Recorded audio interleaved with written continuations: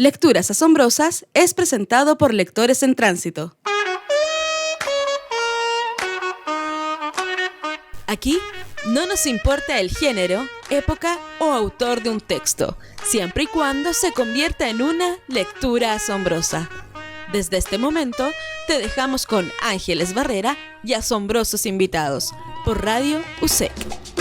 Bienvenidas y bienvenidos, esto es Lecturas Asombrosas, es jueves 30 de marzo, estamos en nuestro programa número 7 de nuestra temporada número 24, así que desde Santiago de Chile, nuestra capital que aún sigue muy veraniega, saludo a nuestro invitado de hoy, al joven poeta, escritor colombiano Jonathan España Erazo. ¿Cómo estás, Jonathan? Bienvenido a Lecturas Asombrosas. Hola Ángeles, muchas gracias por la invitación y me encuentro muy bien, dispuesto a avivar el fuego de la palabra.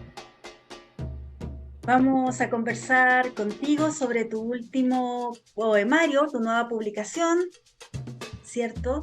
El silencio voraz. Así que antes de entrar de lleno con tu poética, Jonathan, quiero contarles a quienes nos siguen aquí en Lecturas Asombrosas que nuestra comunidad hispanoamericana de lectores en tránsito está celebrando este año su 7º año, ¿cierto? Queremos agradecer desde ya la pertenencia, la participación, la discusión de todos aquellos que son parte de nuestra comunidad, a quienes llamamos esenciales. Ya somos una comunidad con más de 3.400 miembros de toda Hispanoamérica y también de algunos países europeos. Así que esta invitación es para que estén muy atentos porque estaremos celebrando con algunos hitos durante todo este 2023, este septenio, ¿cierto?, que cumple Lectores en Tránsito, esta comunidad hispanoamericana de difusión literaria y cultural. Así que con ese pequeño aviso, quiero presentarles a Jonathan Alexander España Erazo, que nació en 1984 en Pasto, Nariño, Colombia. Él es escritor, editor y gestor cultural. Ha publicado cuentos, poemas y ensayos en diversas revistas impresas y virtuales, tanto colombianas como extranjeras. Ha sido incluido en diversas antologías de poesía y minificción. Es fundador y coordinador editorial de Alebrijes, revista nariñense de minificción, y cofundador de la editorial Avatares. Tiene una larga lista de premios, ha sido finalista, ganador de varios premios, tanto en su país como internacionales, así que los invito también a seguirlo en sus redes sociales y a conocer todas estas propuestas maravillosas en las cuales que gestiona y participa Jonathan. Así que, ¿quieres agregar algo más a mi presentación, Jonathan? No, nada más, es suficiente para mí. Hoy día nos vamos a sumergir en la poesía de este silencio voraz que ha tenido una gran aceptación, tanto de la crítica ahí en Colombia, ¿cierto? Y también de los lectores. Voy a compartir primero que nada, para que empecemos a entrar en esta conversación, la bella portada que tiene el silencio voraz, ahí para que ustedes puedan ahí en Colombia adquirirlo.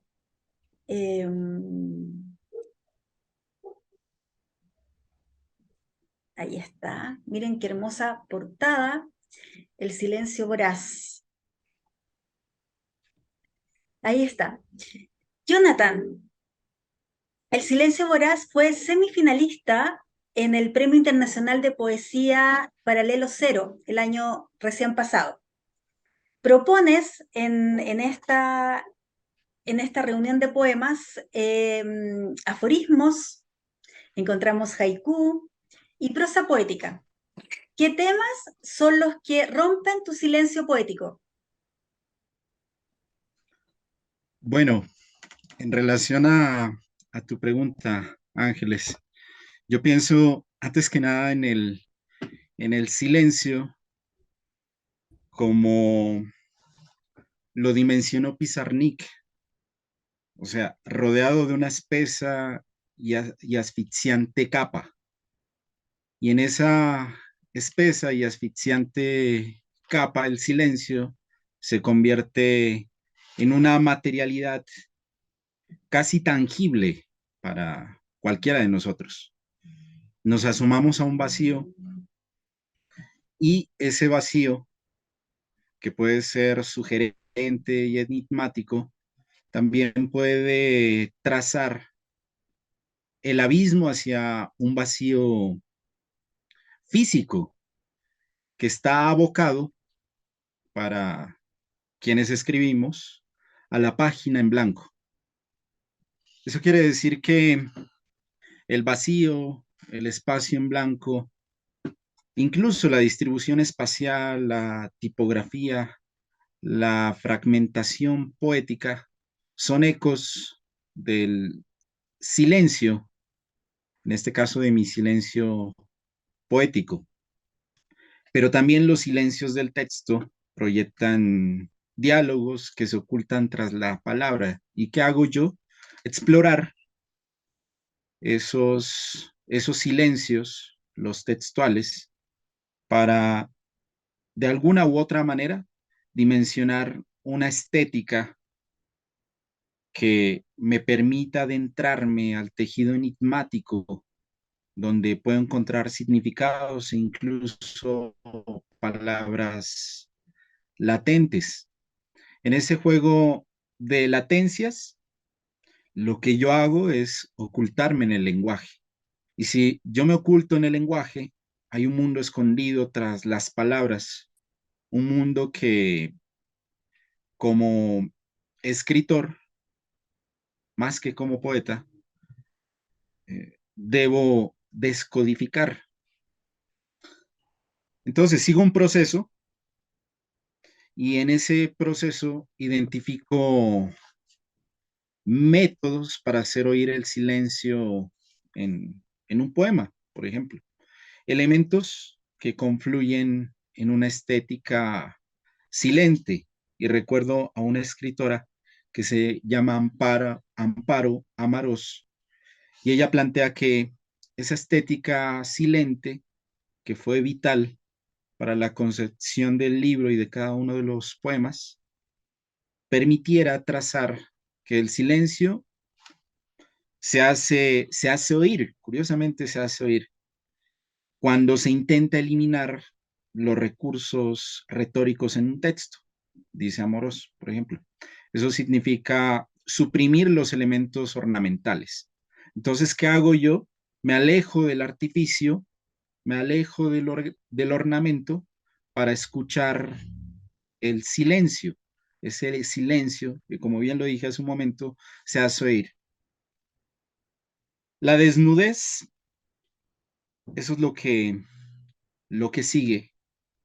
La desnudez del texto genera una concentración textual que es característica de esa estética silente y va acompañada a la hora de escribir de una sintaxis sobria, pues busco eliminar esos lazos innecesarios, esas asociaciones insólitas que suelen ser sorprendentes e imprevistas, y me decanto por una semántica escueta.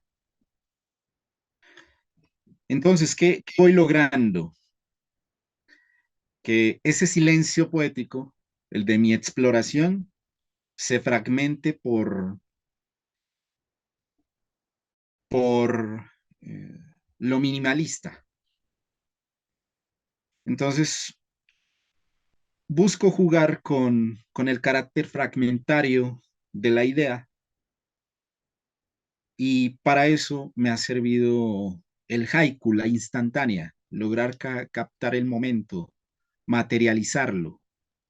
Y a la vez que lo materializo, pienso en que todo poema no debe, no debe ensordecer la música que lleva, porque actualmente nos podemos encontrar con textos poéticos excesivos que rayan en lo superficial. Y si son excesivos y superficiales, pues se suprime la musicalidad poética y se ensordece al poema. Lo que yo busqué, entonces, en suma, fue una estética del silencio particular, o sea, propia, anidada en la infancia y sobre todo en mi memoria.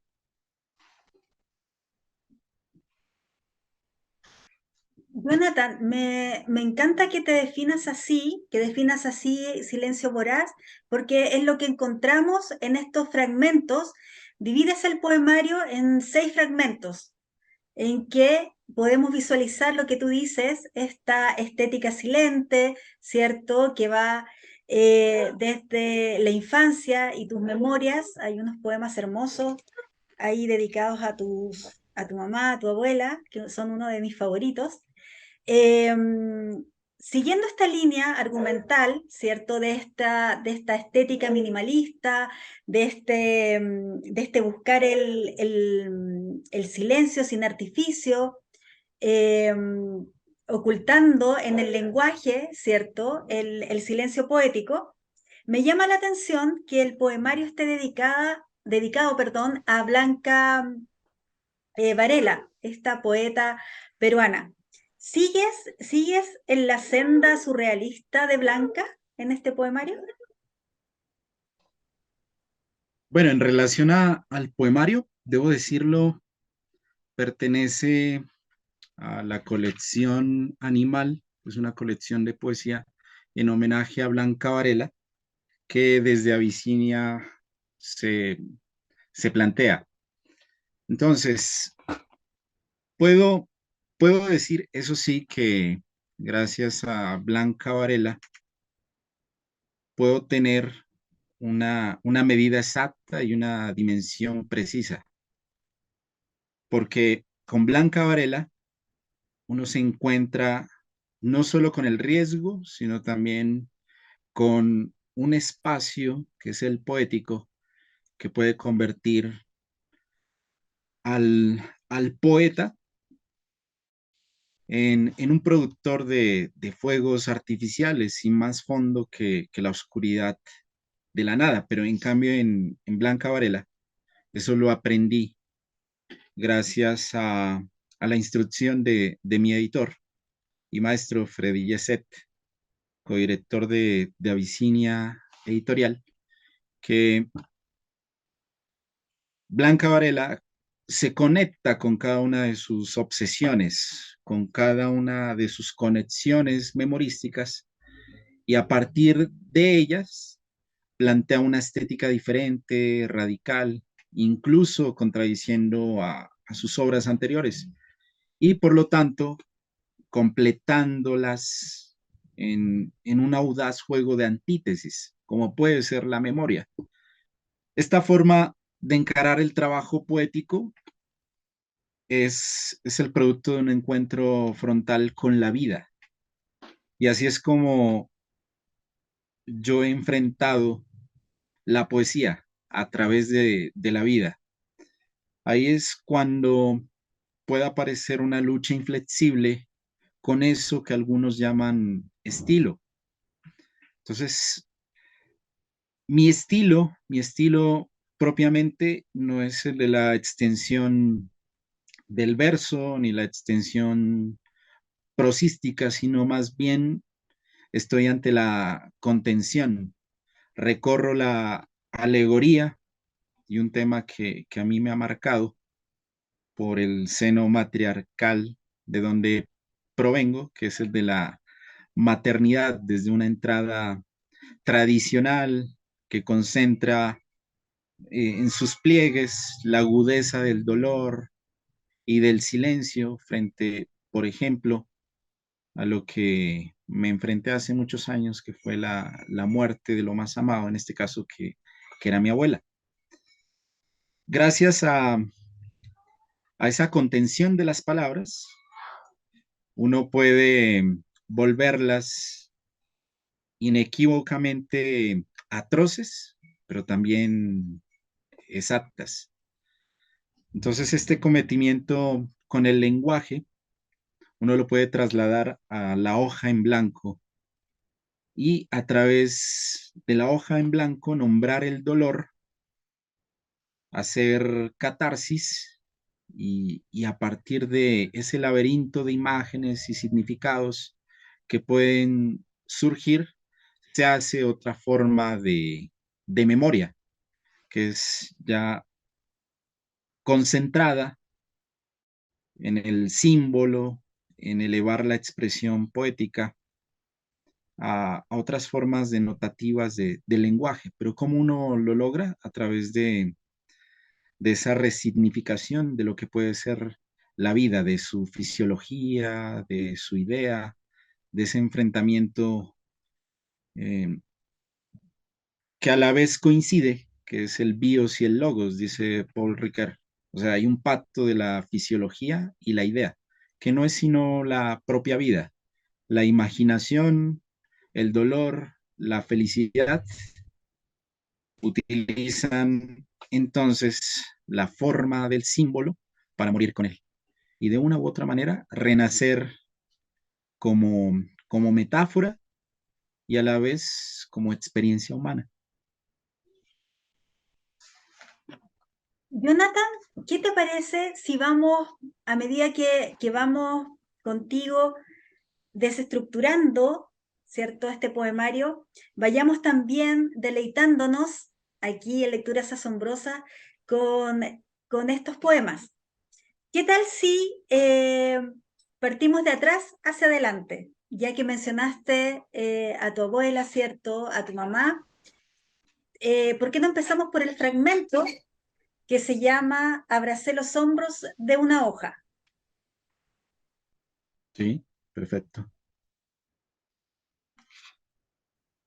Bueno, de abracé los hombros de una hoja, que es el último apartado. Bueno, antes que nada, debo decir que El silencio voraz son 5 microlibros en uno. Desde la dimensión de la minificción, lo que yo busqué concretar es una voz. Claro, como dice Bachelard, también de paso, la voz proyecta visiones. Y esta voz, mi voz, proyecta una visión sonora que puede ser el de un vórtice, una turbulencia que gira espiraladamente y la vorticidad de una voz, la poética, cualquiera que sea, sin importar que sea, en este caso la mía, nos proyecta una misma sonoridad. Por eso es que vórtice viene de verter, así como verso. Ahí donde gira, ahí donde se torna, ahí rota la escritura. Entonces, toda escritura, todo poema puede ser un vórtice. En este caso, estos vórtices de la memoria me llevan a la infancia. Quiero leer entonces este texto titulado Las cuentas del Rosario de María Erazo. Antes que nada, son textos breves, entonces voy a hacer una pausa entre texto y texto, entre poema breve y poema breve. En los ojos de la vaca, la anciana y yo somos la tibia luz. El sol de los venados se oculta en las ollas de barro. Mi abuela, hendidura de la tarde. En el patio de Arrayanes, sobre la tierra, aflora la sangre del gallo. Entre los labios de la abuela, mi madre es una plegaria bajo las estaciones. Intemperie y espigas desnudan sus ojos. En el fondo del agua, asustados, se escabullen los días. La savia y la tinta secan el cuerpo envejecido. Su piel brota de las palabras. Frente a la hornilla, las manos y el fuego, se disuelve la eternidad. Un plato de sopa caliente en la mesa materna busca mi cabeza. Ecos de desamparo, su corazón una helada sandía. Tu soledad, espesa y abatida, se agota bajo tierra. Orfebre de lo cercano, espérame al final de las horas. Heredo la voz de mi abuela, su sangre engendra esta página.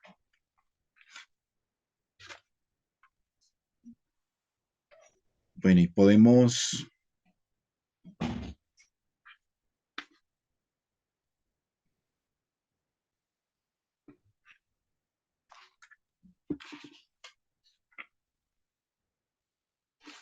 bueno, este texto se titula El color del poema llueve en mi cuerpo.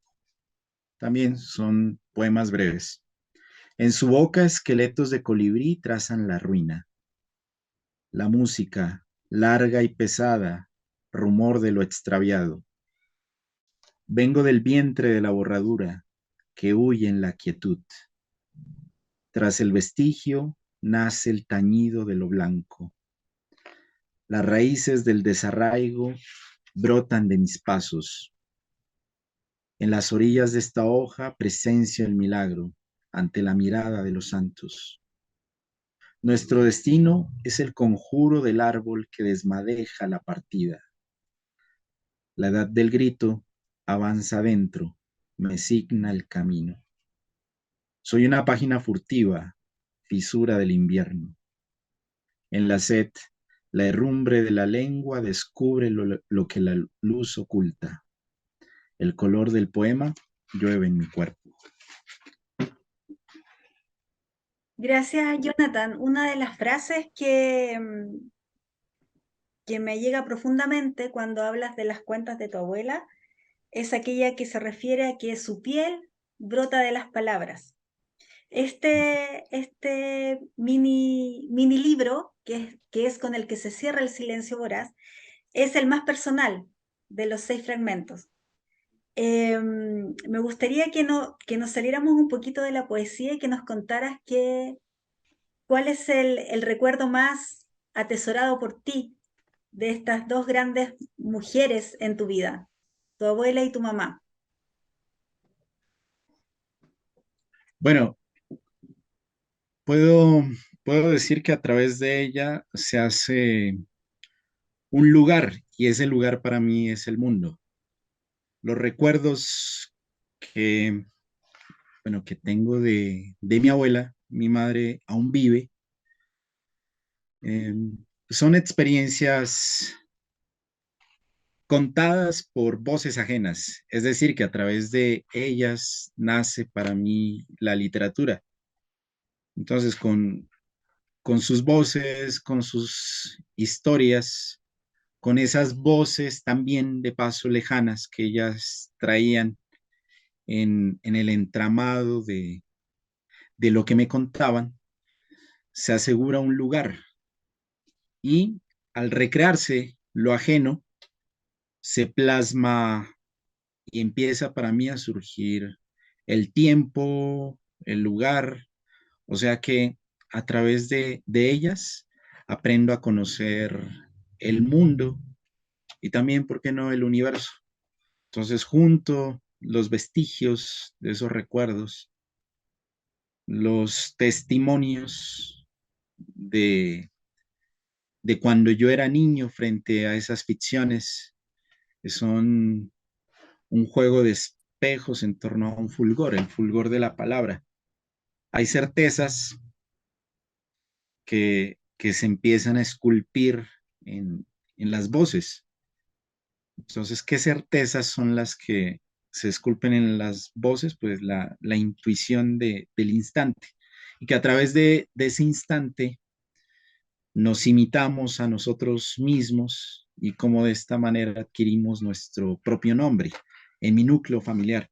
Porque a través de esas historias también nos nombraba mi abuela y en ese nombrarse, en ese aparecer el mundo sobre una mesa para comer, por ejemplo, se vuelve presente y se le da la consistencia de la ficción. O sea, eso que escuchamos, que en apariencia podía ser una mentira, para nosotros, para mi hermana y para mí, tenía la consistencia de una roca, o sea, era más que palpable.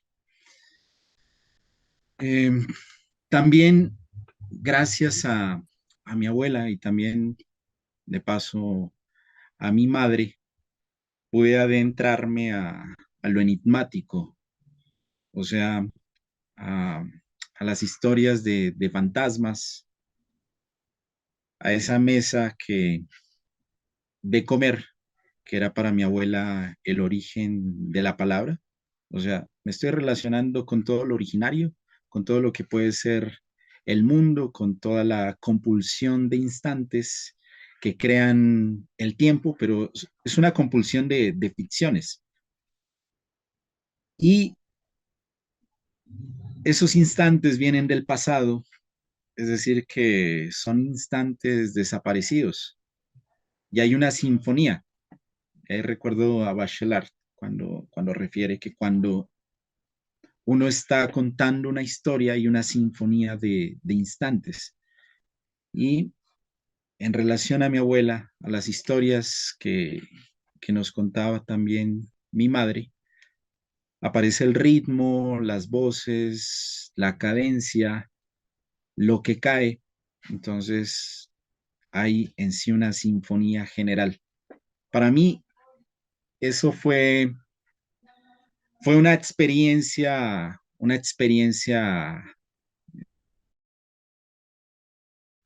que tiempo después, ya dimensionándolo de otra manera, fue una materialización del germen de la poesía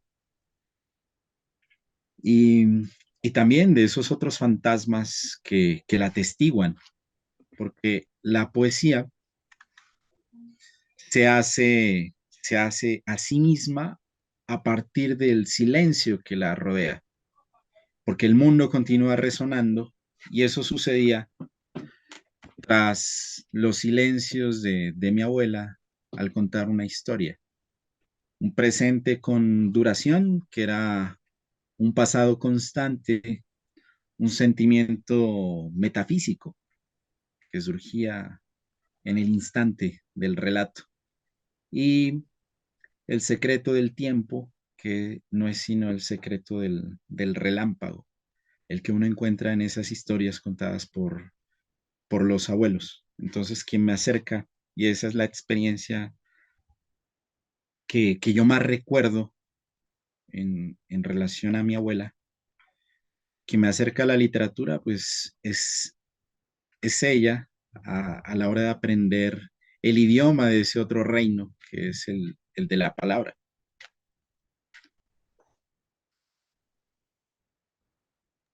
Jonathan, qué hermoso cómo nos fabulas, ¿cierto? Estos recuerdos con tu abuela, con tu madre, que tienen mucho que ver con lo que eres hoy, ¿cierto? Con cómo te enfrentas, cómo te paras y te enfrentas en el mundo. Dijimos que este era el fragmento que termina el silencio voraz. Partimos de lo más personal y ahora nos vamos a la parte más abierta, que es la primera parte, que la titulaste Las formas del fuego. Y aquí encontramos el dolor, la ausencia y la visión del país que a ti te habita. Eh, Cuéntanos un poco cómo se estructura estas formas del fuego y si después nos puedes declamar alguno de sus poemas. Sí, claro.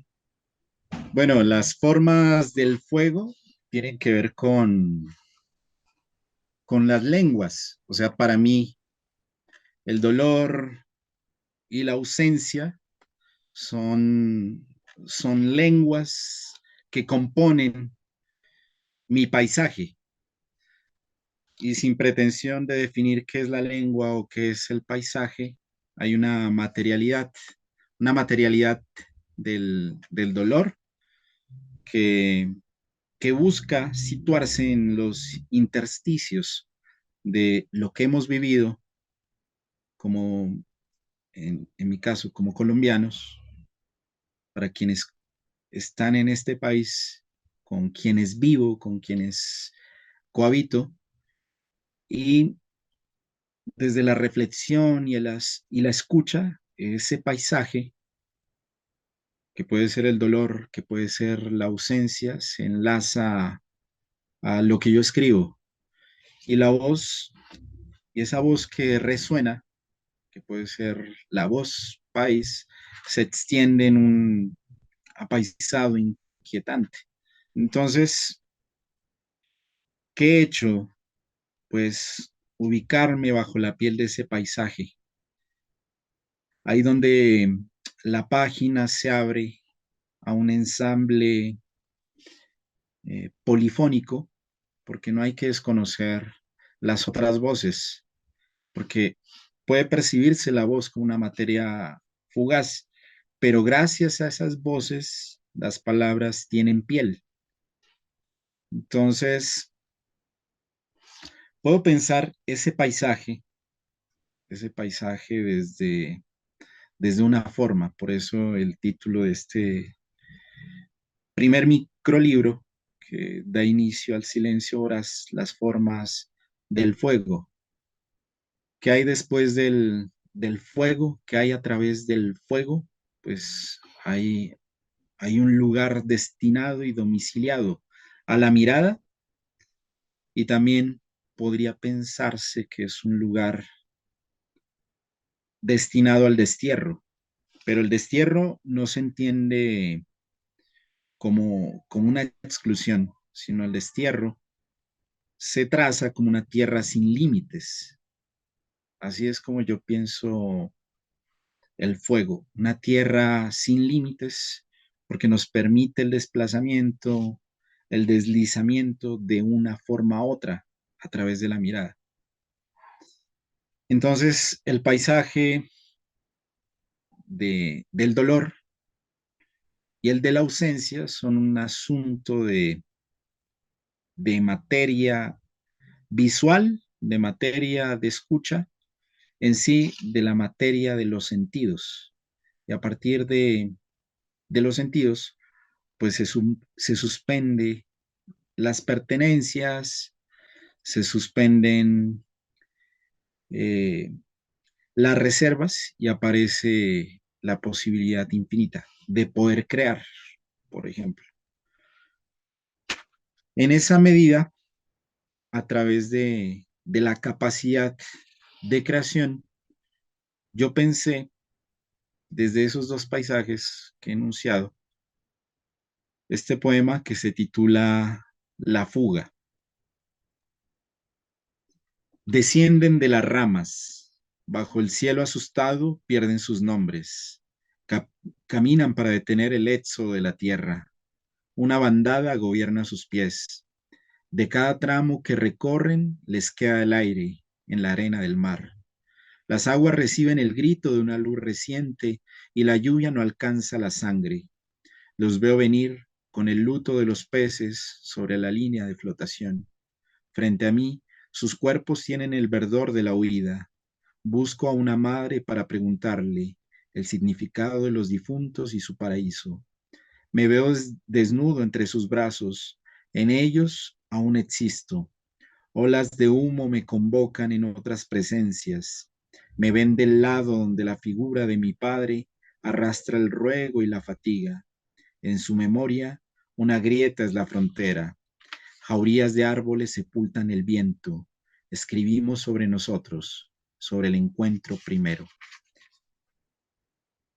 Y quiero cerrar con este poema breve que se titula El dolor. Tiene tres partes. La primera, gira la noche bajo la pesada bota. La niñez se confunde con el frío. Soy mi madre que agoniza. Dos, el dolor se amarra al cuello. Huellas desaparecen entre cafetales. La tierra anida los restos de mi vestido. Tres, me nombran en el lodazal de la molienda. La bruma y los bajidos se confunden con los muertos.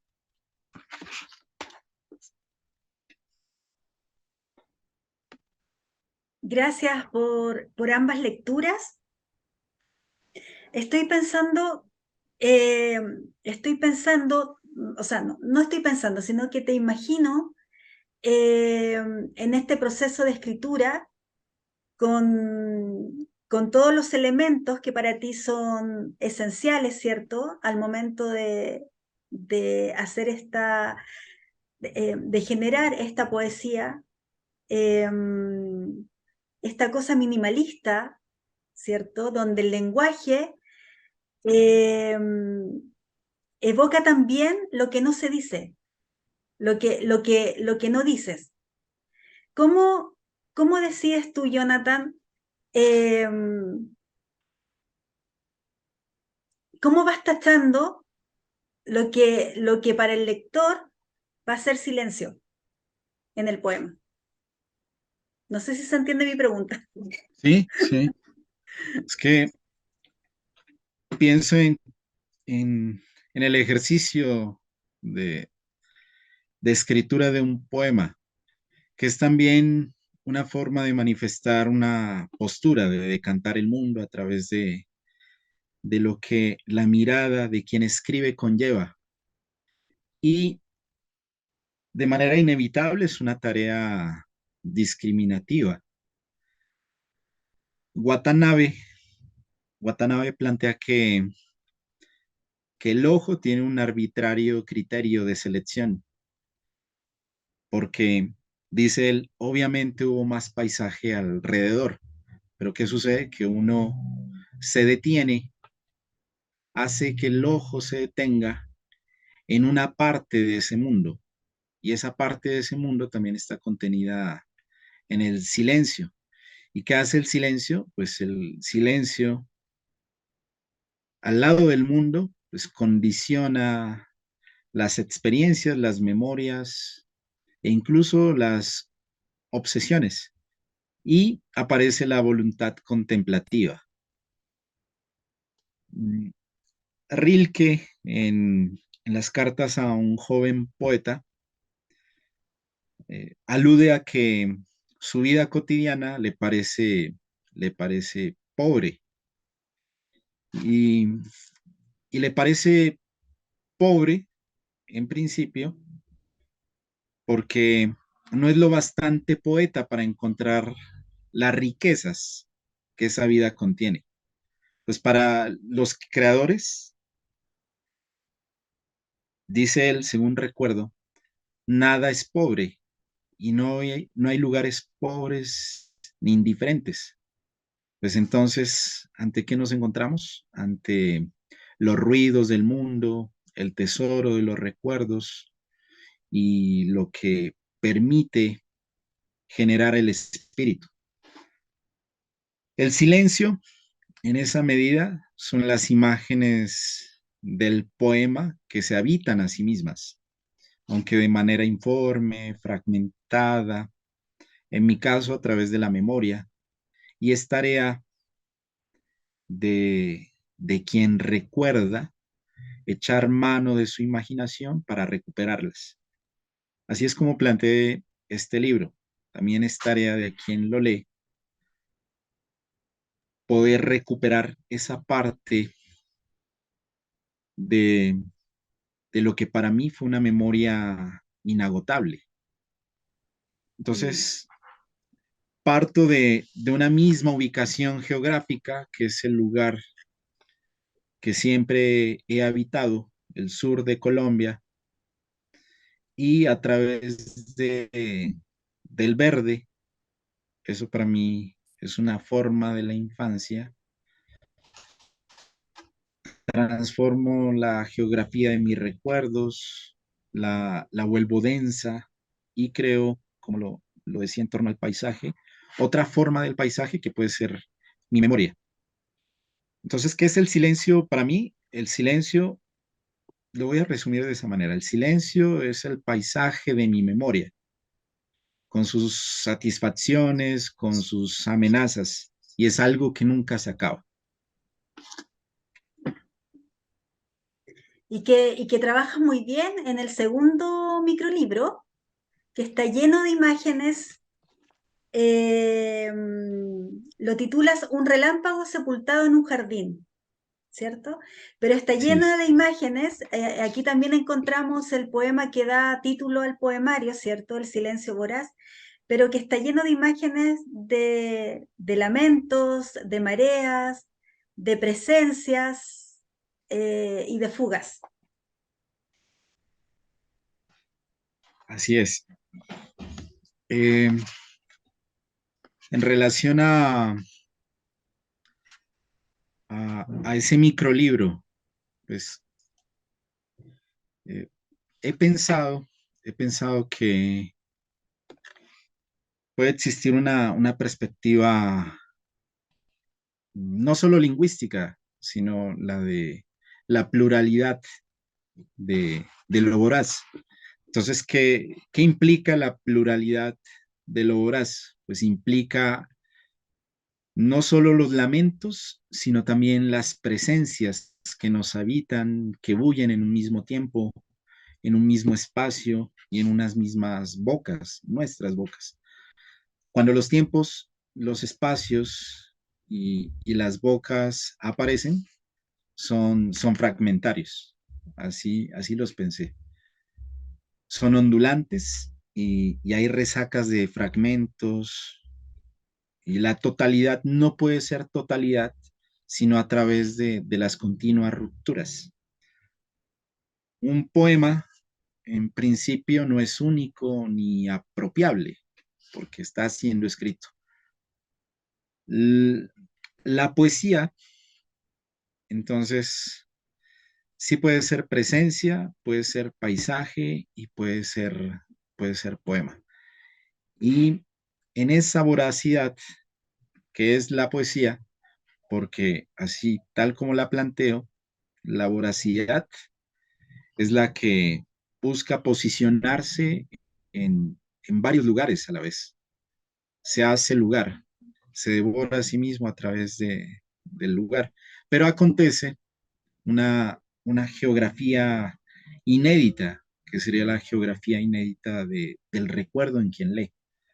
Entonces hay una poética que se extiende, o más que una poética, hay una poesis extendida que desliga los límites de los recuerdos. O sea, quien se acerca a un libro, cualquiera que éste sea, pues se adentra al recuerdo del poeta, vive en él, se pliega en el movimiento de los oleajes de las palabras y una lengua, que es la del poeta, se confunde con la lengua del lector.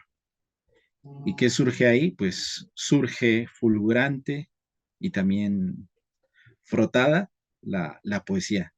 Es otra forma de pensar la voracidad como una forma también de paso, valga la redundancia, de crear, de crear. Voracidad no implica desaparecer, el silencio no es desaparecer, el silencio es recrear. Y me gustaría pues leer el poema que le da título al libro, El silencio voraz.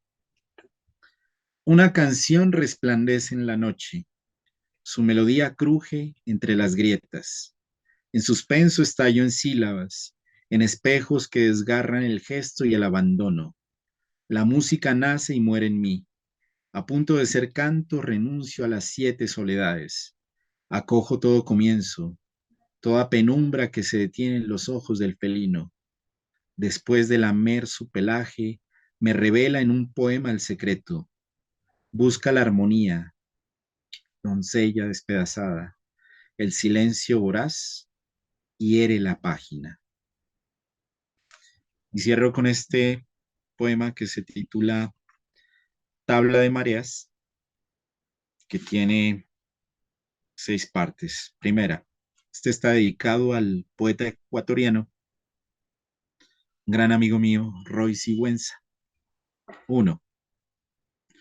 Sonidos azules rasgan el pantano, la mar, carne prohibida. 2. El oleaje en la orilla se borra, soles agonizan en las estrías de la langosta. 3. La luz brilla en las algas y resbala en la pupila de un pelícano. 4. El día pierde la cara en el agua, una música desova en la arena. 5. Soy la ola en las piedras, atravieso la sal y la someto. 6. Fin y principio, los hombres de la orilla, trozos de un barco hundido.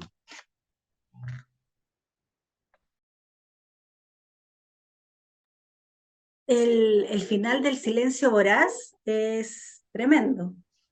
El silencio voraz hiere la página en blanco. Muy, muy potente. En el apartado número 3 hablas de paisajes de luz. ¿Qué valor tienen para ti los presagios? Bueno, en relación a los presagios, es que yo siempre me he detenido alrededor de lo que puede ser la escritura. De ahí esta poética que estoy creando a partir de esta charla. Y pienso el presagio a través del habla, del habla. Entonces, el presagio puede ser una discontinuidad. Y cuando somos discontinuos, podemos ser plurales. Entonces se abre la posibilidad de lo que puede llegar.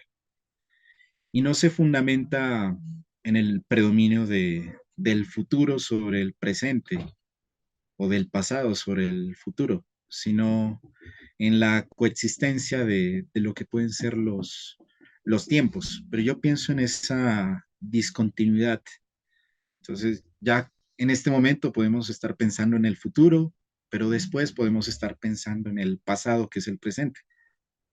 ¿Qué hay ahí? Pues hay una interrupción, hay una disimetría, y la interrupción aparece como ese sentido que nos permite ser lo que somos. Somos seres discontinuos y nos sabemos interrogar a partir de esas interrupciones.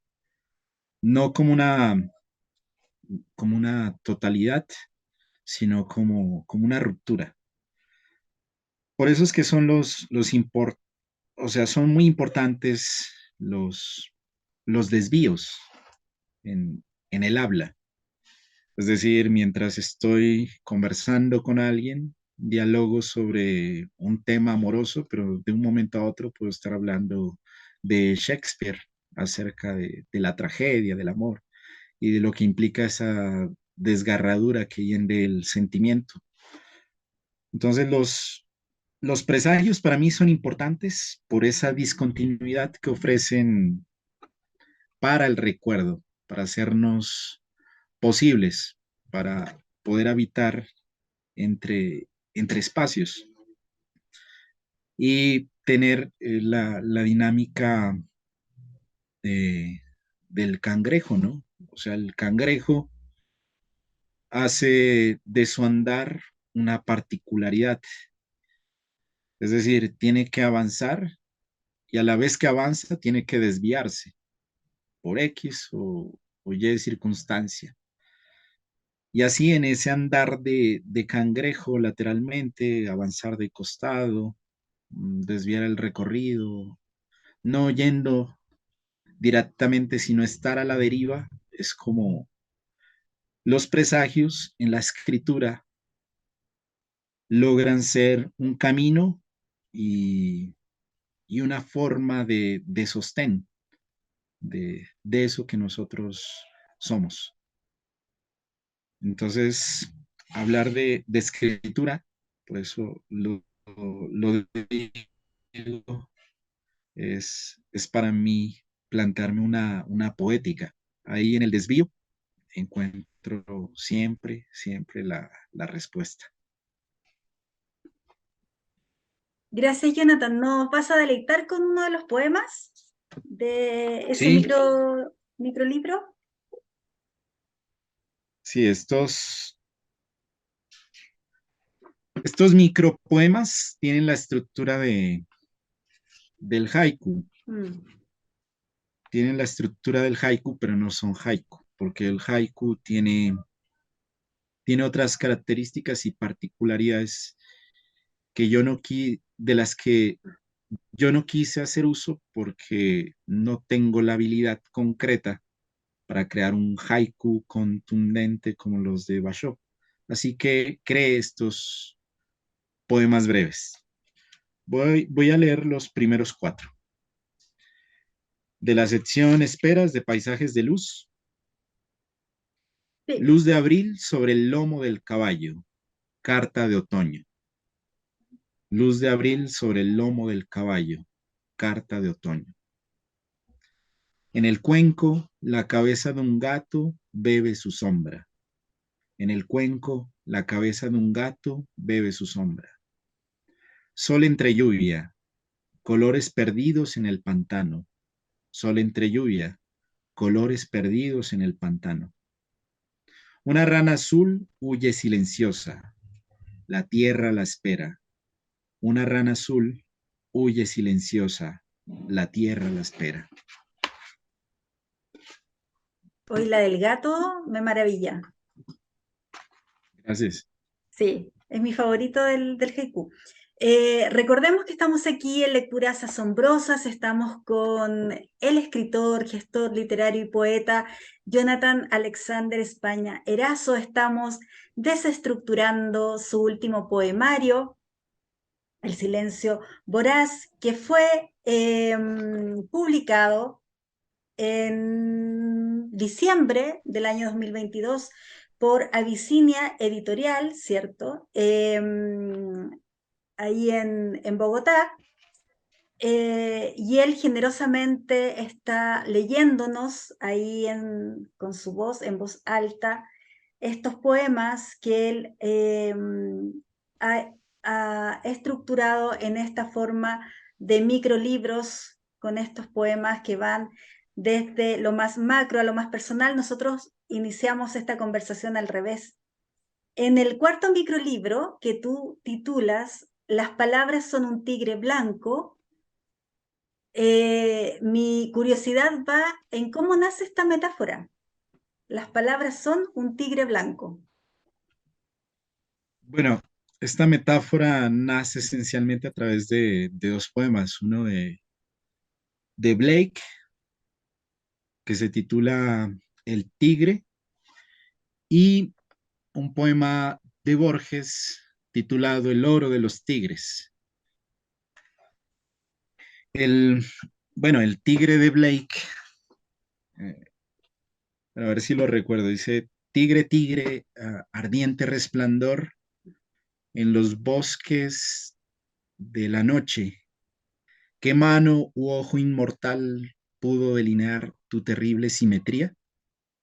Ese tigre expresa la energía libre, peligrosa, indomable, o sea, una energía atravesada por los contrarios, pues brilla en la noche con un resplandor propio que no está opacado por las tinieblas.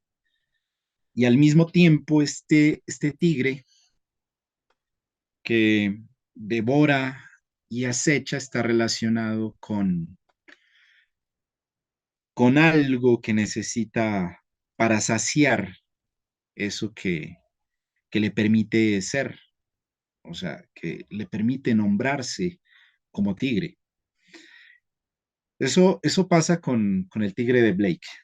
¿Qué acontece con el poema de Borges?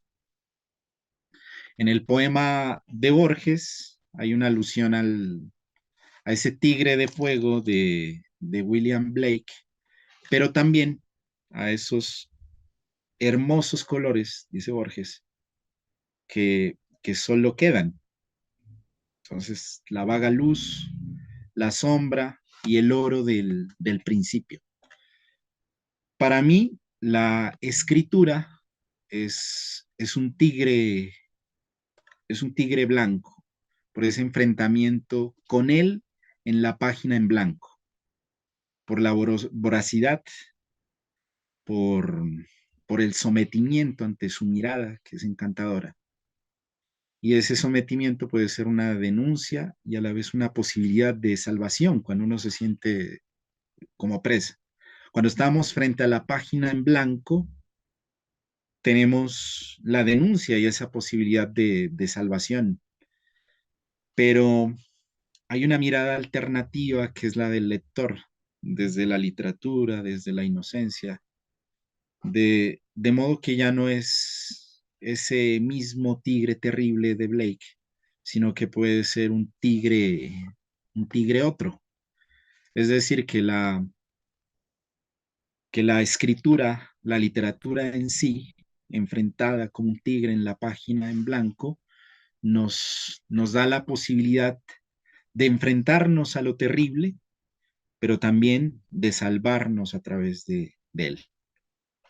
Entonces, ese verso tiene que ver con ese tigre blanco, que es la página en blanco, el enfrentamiento, la salvación y la alternativa de poder también ser ese otro tigre.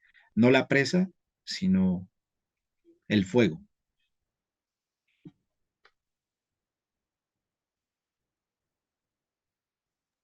¿Qué nos vas a leer de... De las palabras son un tigre blanco. sí, Bueno, les voy a leer escribano. Escribano. Frente a ti, el escribano del aire te ve desde el fondo de un pozo de aguas espesas. En el oleaje del final, sus cicatrices me revelan el camino. El silencio es un asilo. Levito sobre una mano cortada. La página me despide entre el ruego y el cuchillo. Y conjuro.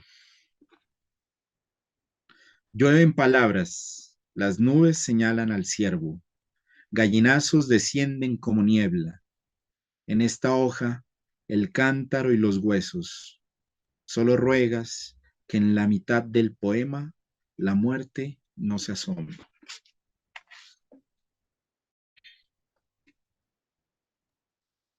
vamos conociendo, Jonathan, tu camino poético, tus tópicos, ¿cierto? Lo que, lo que te mueve, tus recuerdos, tu infancia, y también cómo lo importante que es para ti la palabra poética. En los poemas que nos estás declamando, que nos estás leyendo, ¿cierto?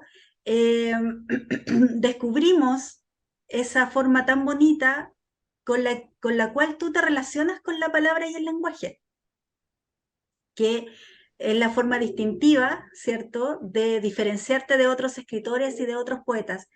En la sección o en el microlibro número 5, que tú titulaste Con una tierra blanca dentro, nos hablas de delirios y de mujeres. ¿Cuáles son tus delirios poéticos, Jonathan Alexander? Mi, mis delirios poéticos pues tienen que ver con esa voluntad contemplativa. Es decir, para mí estaría el ruido del mundo, pero cómo ese ruido del mundo puede convertirse en el tesoro de los recuerdos, como lo nombré hace un momento. Y también como un delirio poético está, está en pensar el, el universo como un instante, por ejemplo, como a través de una palabra se puede condensar toda una historia, la historia de una civilización, la historia de la humanidad en sí, como acontece con los Vedas, a través de una palabra que puede ser un mantra, se condensa la potencia de lo divino. Y de cantar el mundo a través de esa condensación es una forma de afincarse en lo que nos hace ser humanos, que es el, el poder imaginar y el poder ir más allá de nuestras propias palabras e incluso de nuestras propias convicciones. Las imágenes del poema, en el poema en sí, nos habitan, aunque de manera distinta. Y ahí a través del poema es que se crea la memoria, es decir, una palabra, un personaje, eh, ese sustantivo que al contrario de Huidobro, para mí puede potenciar un poema breve. Mientras que en el poema in extenso el adjetivo es parte vital de la plasticidad, en el poema breve se juega al contrario, como en la minificción. El sustantivo es el que logra potenciar la esencia de lo literario, la esencia de esa memoria que es insidiosa y que a veces se escapa de nuestros propios recursos e ímpetus imaginativos, que es la poesía. Así que la memoria para mí va a ser una obsesión, la página en blanco, la escritura, esos espacios de enunciación, puede ser la misma voz y el mismo lenguaje, y como todos ellos logran articular una imagen de lo que puede ser el lugar que habitamos o el lugar que quisiéramos habitar.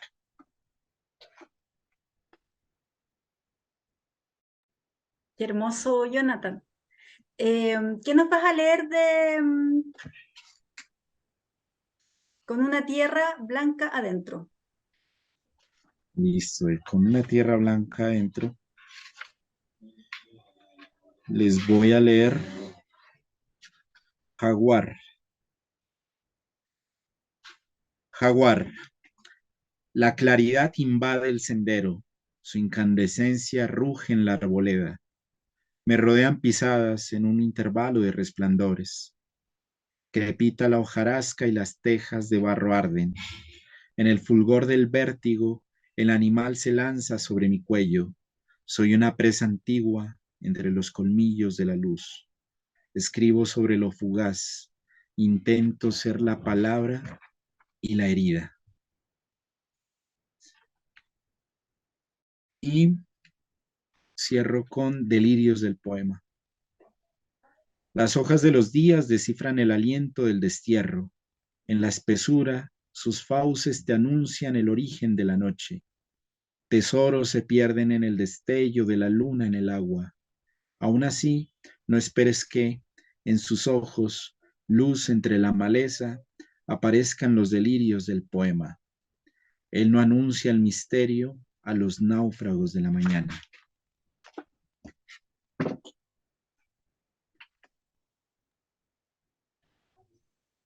¿Eres el náufrago o eres el farol?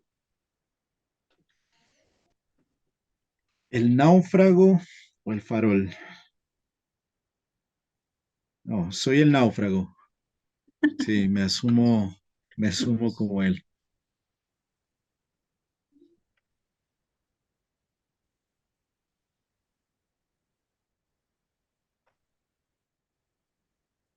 ¿Viste que el silencio dice mucho?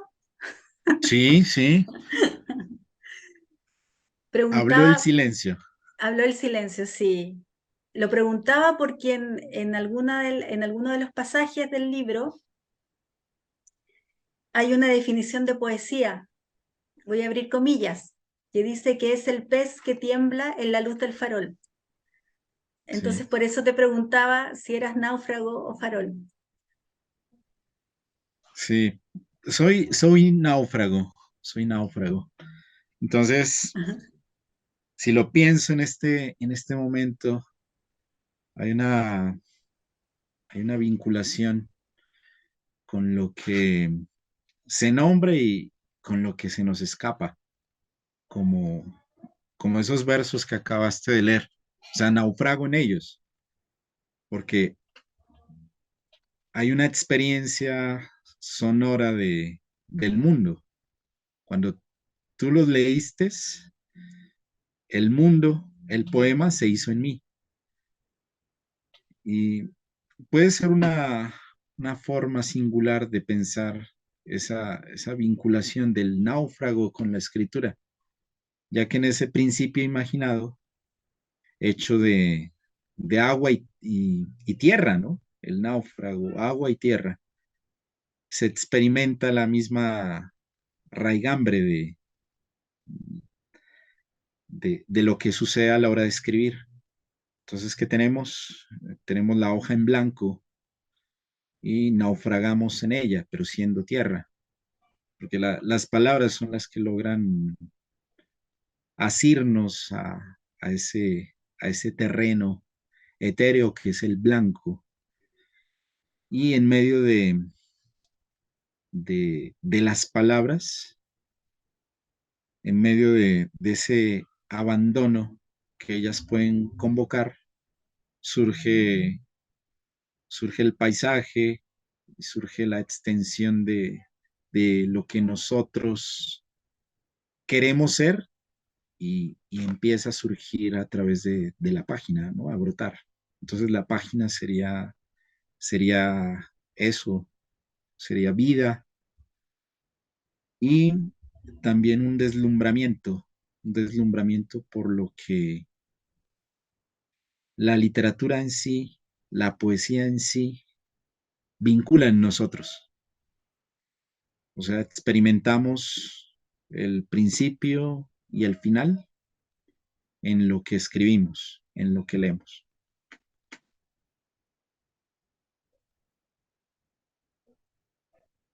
Y finalmente es la poesía la que nos salva. Si nos Y volvemos definitivamente náufragos nos en salva. diversas situaciones, es la poesía la que en definitiva nos alumbra y nos anima el alma, Así ¿no? es, así es. Jonathan, no solo encontramos estos poemas, esta forma de mirar el mundo, este lenguaje, ¿cierto? Que en tu forma de sentirlo, de trabajarlo, de llevarlo a la página en blanco, se convierte en este tigre blanco del cual estábamos conversando, sino que además nos presentan, cada microlibro va con una portada ilustrativa, va con ilustraciones. Eh, Cuéntanos cómo se logra esto, quién es él o la ilustradora. Yo voy a mostrar aquí uno de los dibujos, de las ilustraciones. Ahí hay una, no sé si ya la Sí, están.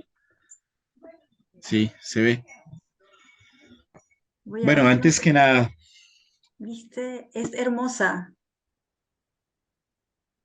sí, Voy ese a ir, trazo es de... Sí, te escuchamos. sí, no, mira, cuéntanos sobre las ilustraciones y yo las voy a ir pasando, así como para que podamos visualizarlas todas. Listo, perfecto. Las ilustraciones fueron hechas por Fernando Yela, que es un diseñador de Nariño, de Colombia, y Fernando Fercho Yela, como se hace llamar, me cedió varias de las ilustraciones. La ilustración de portada, esta que vemos ahí, está basada en un danzante interpretado por David Esteban Pupiales. Y esta obra, en homenaje a la danza, que tuvo como modelo a David Esteban Pupiales, reitero, es la condensación de lo que en parte se podría encontrar en el libro. Y cada una de las ilustraciones, que son ilustraciones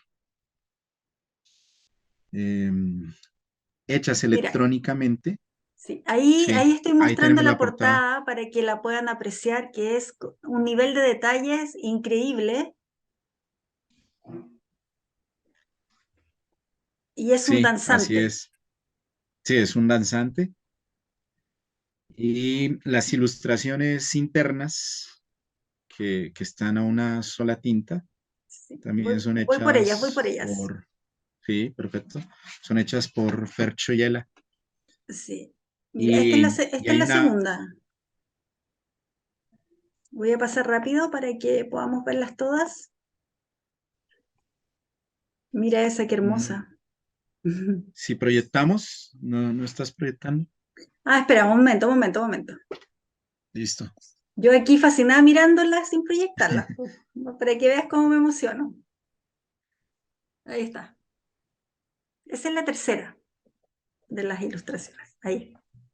Sí, ahí está otra ilustración de Fercho Yela, Sí, voy a que pasar es rápido. una convocación de esos modos ficcionales para pensar el silencio.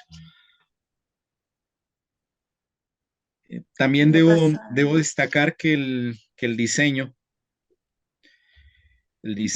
fue hecho por Stephanie Rojas Wagner. La idea y la concepción fue, fue proyectada a través de la colección de Abisinia en una obra blanca Varela, Concierto Animal. Eh, Mm, la, la dirección editorial, entonces también estuvo bajo la dirección, valga la redundancia, de Freddy Yeset y también de Stephanie Rojas Wagner. Y lo que se busca con este libro y con los libros de la colección de Abisinia, Concierto Animal, es la pluralidad de las voces que habitan y bullen en un mismo tiempo y en un mismo contexto, el latinoamericano. Y cuando los tiempos se juntan, pues logran materializar estos libros objeto que gracias a Vicinia Editorial pueden tener vida y tener travesías ahí lectoras. está. Ahí estás tú. Oye, felicitaciones a Vicinia Editorial, porque realmente el libro es hermoso, tiene tanto detalle, está bien cuidada la edición, las ilustraciones son hermosas, evocan lo que somos en Latinoamérica finalmente. Sí, así es. Ahí estamos representados. Así que felicitaciones a todo el equipo, a esta colección animal. Me imagino que se puede encontrar en todo Colombia, ¿verdad? ¿O tienen que dirigirse a alguna página en especial para Sí, adquirir el en poemario? toda Colombia también eh, debo decir que Abisinia es una editorial colombo-argentina y todos los libros de Abisinia se consiguen en la Argentina a través eh, se me olvida, de Mercado Libre, muy prontamente a través de Busca Libre. Así que en Colombia, para quienes estén interesados, el libro lo pueden conseguir a través de la editorial, de editorial Abisinia o editorial Avatares, que es la editorial que hizo la coedición del libro. Es una editorial que codirijo en Colombia. O de lo contrario, si están interesados en adquirir el libro, pueden escribirme a mi Facebook a través de Messenger. Me consiguen como Jonathan Alexander Españarazo, como Alebrijes Nariño o como editorial Avatares. Así que no hay excusa para contactarse contigo y adquirir El silencio voraz. Antes de despedirnos, Jonathan, tus palabras al cierre, antes de agradecerte esta maravillosa velada poética. Pues mis agradecimientos a ti por la invitación, a quienes nos están viendo o nos verán. En estos espacios podemos encontrarnos, reencontrarnos y crear una lengua apaisada, es decir, una lengua que puede ser todos nuestros paisajes a través de la materialidad de la imagen, a través de la materialidad de la voz. Tenemos un solo destino y es encontrar, como también lo dije hace un momento, una tierra sin límites, una tierra que nos hermane y que sea asunto de nosotros como latinoamericanos, como amantes de lo literario, de lo cultural, suspendernos en estos espacios es pertenecernos y tener un destino común y propio.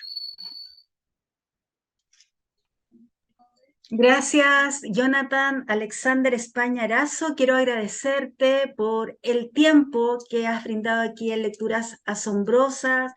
Hemos podido conocer tu voz proyectada, ¿cierto? Tu voz sonora proyectada en lo voraz. Hemos podido conocer el fulgor de las palabras que utilizas al momento de presentar tu poética, ya sea en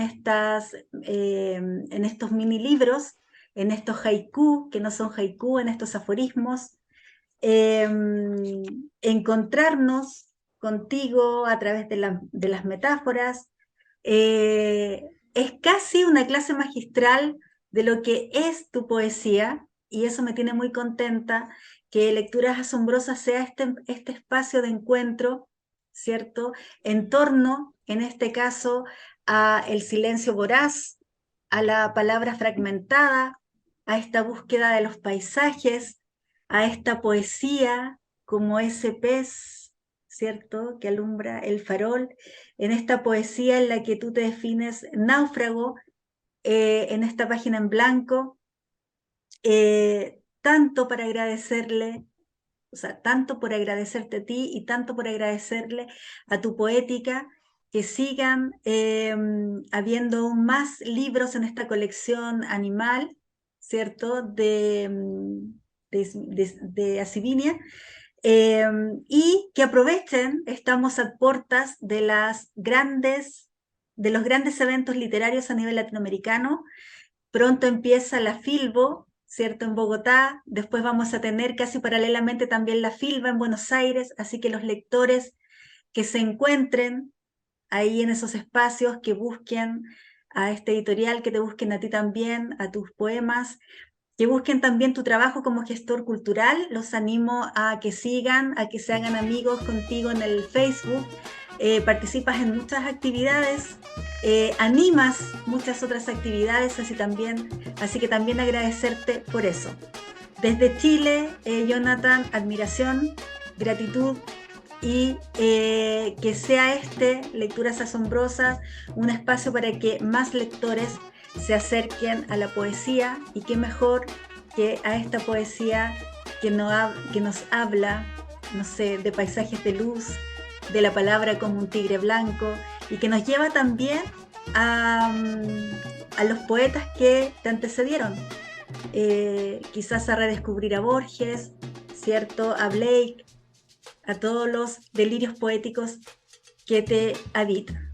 Así que desde aquí, desde Santiago de Chile, un gran abrazo, muchas gracias. Les recuerdo que soy Ángeles Barrera, aquí en Lecturas Asombrosas, y los espero a través de Radio Universidad SEC. Todos los comentarios aquí abajito del video, suscríbanse al canal de YouTube, y nos encontramos como siempre el próximo jueves a mediodía. Muchas gracias, Jonathan. Un gran abrazo. Muchas gracias a ti. Abrazos para todos. Gracias, gracias. Si fuiste capaz de sumergirte en lo más profundo de esta ojeada literaria, ya eres parte de nuestra comunidad. Sintonízanos la próxima semana para otra lectura asombrosa, con la conducción de Ángeles Barrera, solo por Radio USEC.